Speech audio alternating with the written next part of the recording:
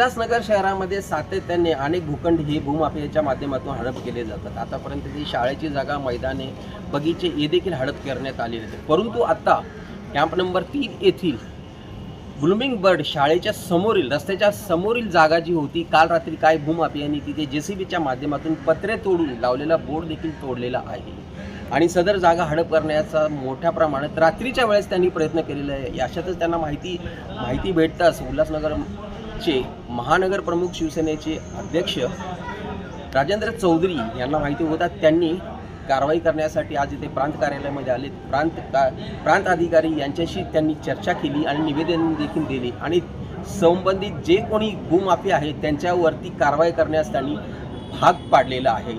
आता हा नंतरचा काळ आहे की त्या भूमाफियावरती कारवाई होते किंवा नाही, कारण ती जागा शाळेचेच काही भूमाफिया हडप करत आहेत। अशातच आता महानगर प्रमुख राजेंद्र चौधरी यांनी याबद्दल खुलासा केलेल्याने सांगितले की कशा प्रकारे ही भूमाफिया आपलं काम करत आहेत। सर, उल्हासनगरमध्ये परत भूमाफियाने डोक्यावर काढलेली शाळेच्या समोरची जागा काल रात्री भूमाफियाने तिथे कब्जा करण्यासाठी पत्र तोडले आणि बोर्ड देखील तोडलेला आहे। आपण काय सांगाल? नाही, हो बरोबर आहे। विठ्ठलवाडी या ठिकाणी शासकीय भूखंड आहे आणि त्या भूखंडावर शासनाच्या वतीने तहसीलदारांच्या माध्यमातून शासकीय भूखंड असा बोर्ड लावलेला आहे आणि त्या बोर्डाला पत्र्याची बाउंड्री त्या प्लॉटला मारलेली आहे।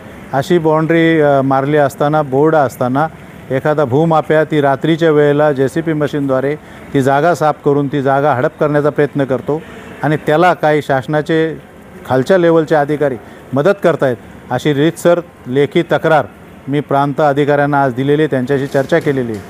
ह्या अशा पद्धतीने जर अधिकाऱ्यांच्या माध्यमातून अधिकाऱ्यांना हाताशी धरून शासकीय भूखंड हडप करण्याचा प्रयत्न या अगोदरही झाला, आत्ताही होतोय, त्यांच्यावर फौजदारी गुन्हा दाखल करा अशी मागणी मी केलेली आहे। ती जर हे अधिकारी करणार नसतील तर त्या अधिकाऱ्यांच्या विरुद्धही आपल्याला त्या स्थानिक लोकांना घेऊन तिथल्या आणि मी लोकप्रतिनिधी म्हणून शासनाच्या विरुद्ध आंदोलन करेन। उल्हासनगर शहरामध्ये सातत्याने असे जी भूमाफिया डोक्यावर काढतात, नक्की याच्यामध्ये कोणाची ताकद आहे? नाही, ह्याच्यामध्ये सगळ्याच लोकांची ताकद आहे। ज्याला एक झटपट पैसे कमवायचे असतात आणि ह्या अगोदर असे प्रकार झालेले आहेत। उल्हासनगरमध्ये सगळ्यात जास्त महाराष्ट्रामध्ये शासकीय जमिनी हडप केल्या गेल्यात आणि लोक त्या जमिनी हडपून कोट्यवधी रुपये कमवलेले आहेत लोकांनी।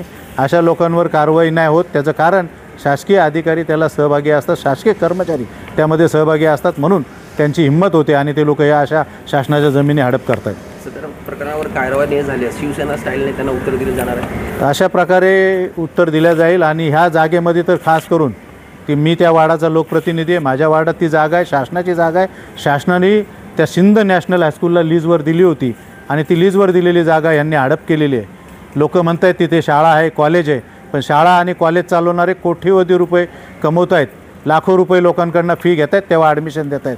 फुकट कुठले वस्तू कोणाला शिक्षण दिल्या जात नाही, म्हणून अशा संस्था असली तरी त्यांच्यावर कारवाई झाली पाहिजे।